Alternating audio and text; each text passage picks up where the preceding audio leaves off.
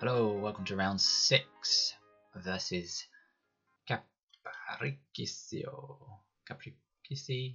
Capricioso.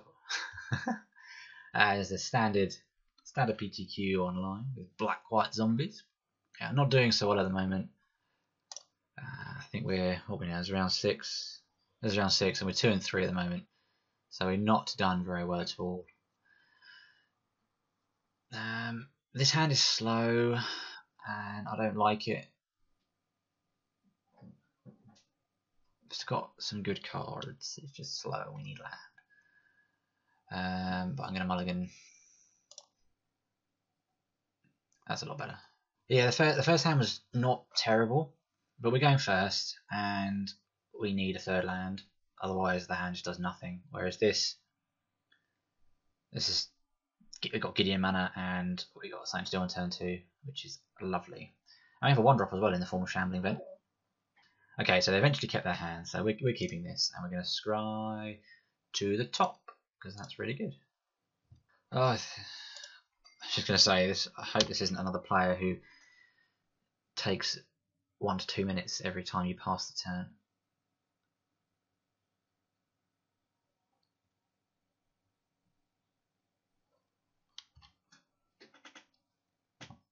Oh, look, a Lord.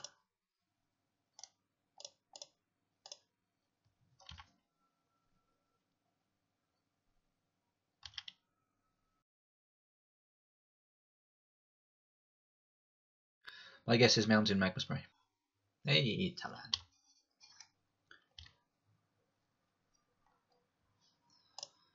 We will play 1 of 2 Lords. 3 if you count Gideon.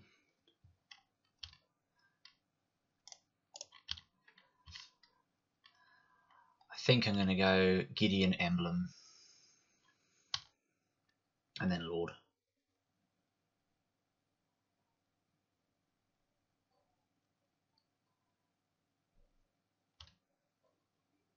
Yeah, especially if they're ramping. So Gideon Emblem makes...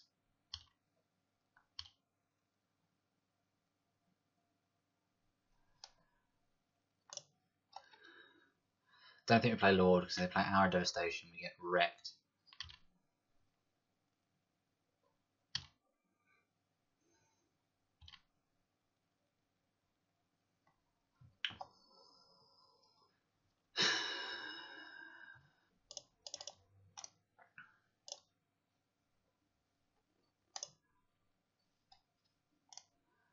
I'm going to plus Gideon.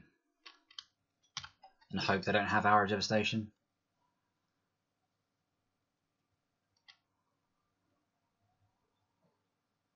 That's pretty loose. I mean, it's very likely that they do.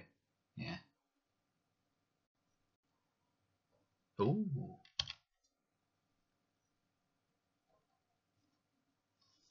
That Lord's going to go.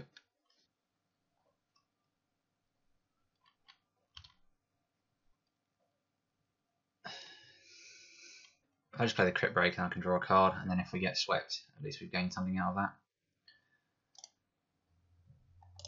So we just plus Gideon. We lose out on 3 damage here, but playing a Dread Wanderer Cryptbreaker, we drain our opponent for 2, so we're still getting some damage there that way. And then we get to draw a card.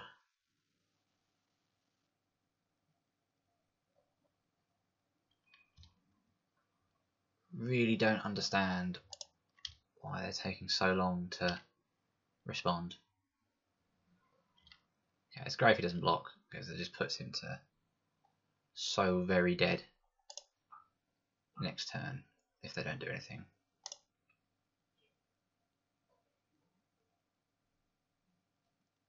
Should have played Cryptbreaker first, actually. That was dumb.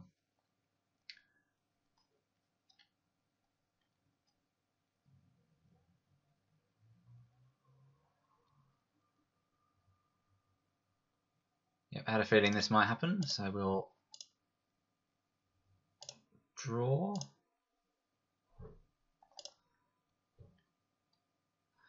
Still can't really attack with what he's just done there. He can't really attack with Thought Not Seer because we just have Gideon Ballista. 1/1 Ballista.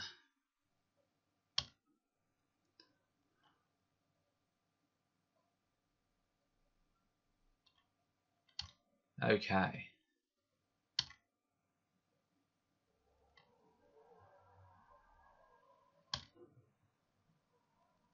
suppose hitting Gideon for 2 is not irrelevant.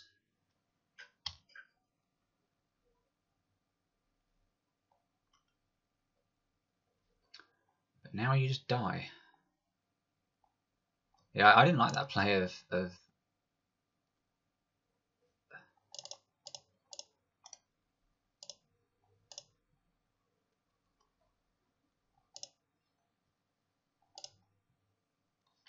them just hitting Gideon there. You just lose to removal.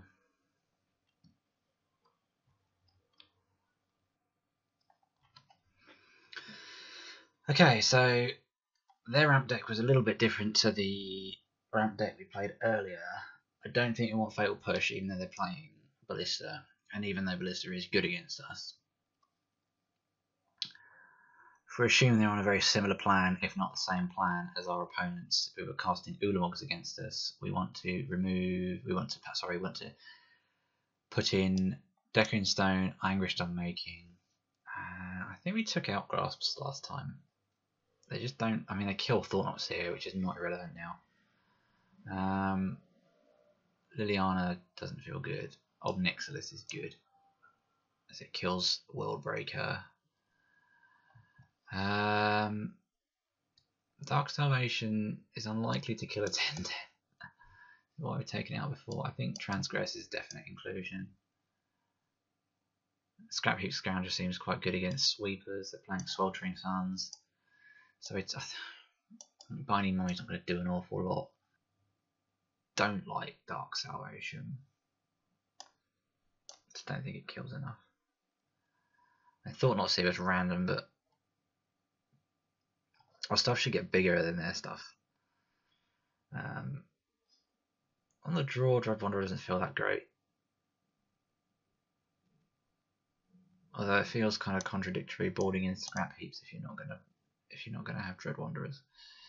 Just rebuying all your recurring all your threats is good. At the moment, I'm just taking out stuff which is a bit mediocre and putting stuff that is going to kill Ulamog. Archangel does not pair well against Worldbreaker.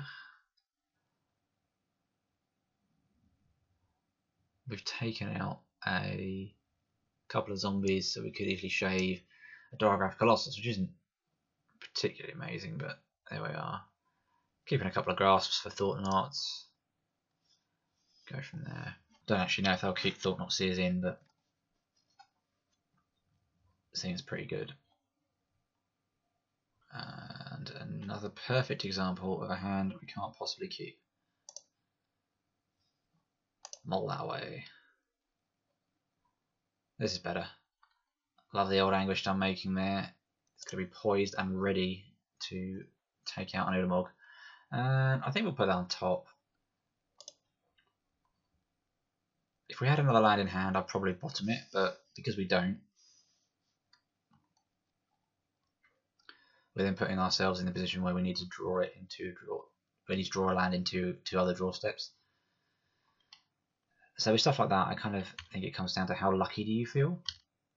Like, do you feel like you're going to draw more land than you need?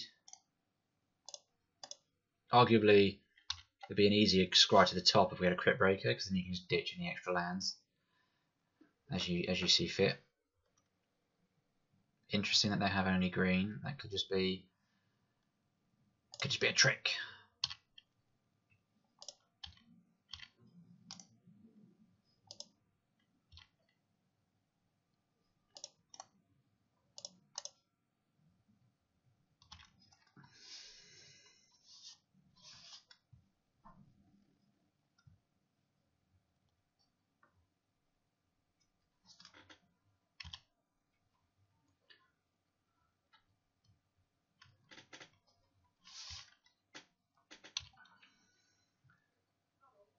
So you're glad I skied that land to the top, because we just would be now sitting on 2 lands.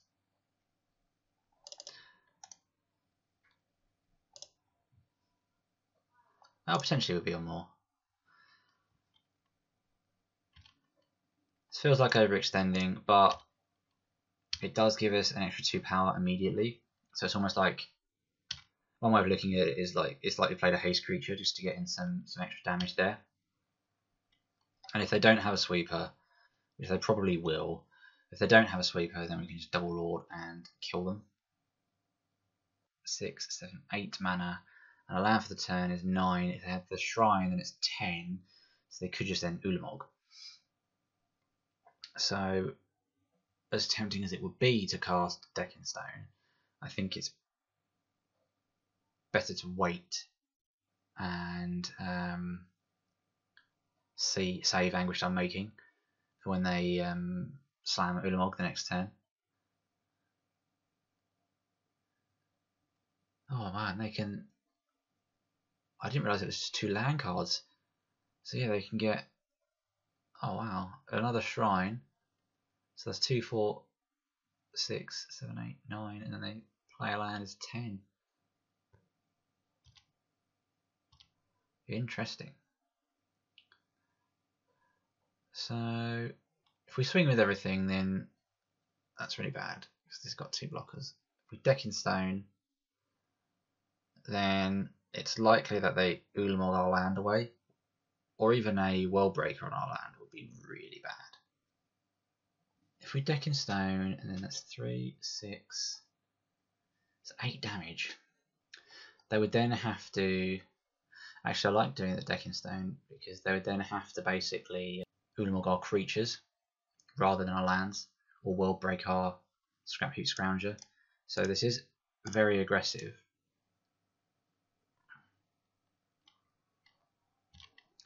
But this puts them to such a low life total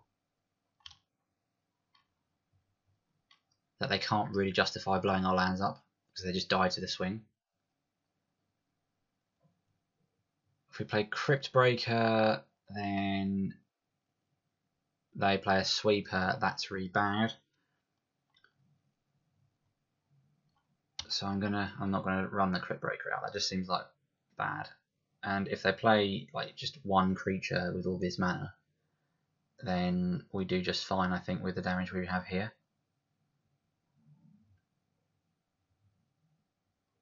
Yeah.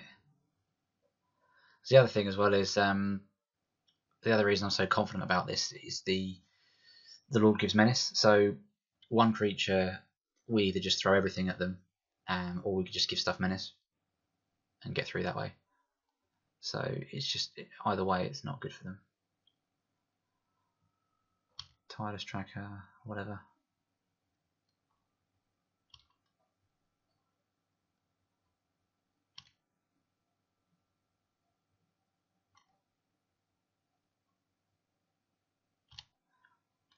Is there a way we could possibly lose?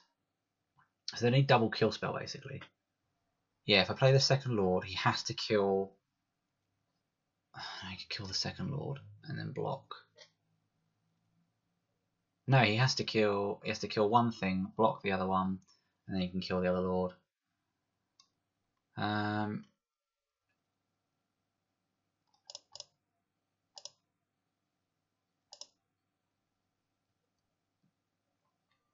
Playing it this way means if he's got Magma Spray, he has to use it now, which is giving us extra information for the attack. Okay.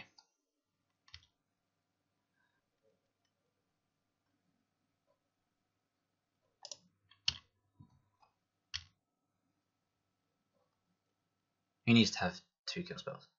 Yeah. So this is the thing, isn't it? Like, they have to have it. And if they don't have it, then we're fine.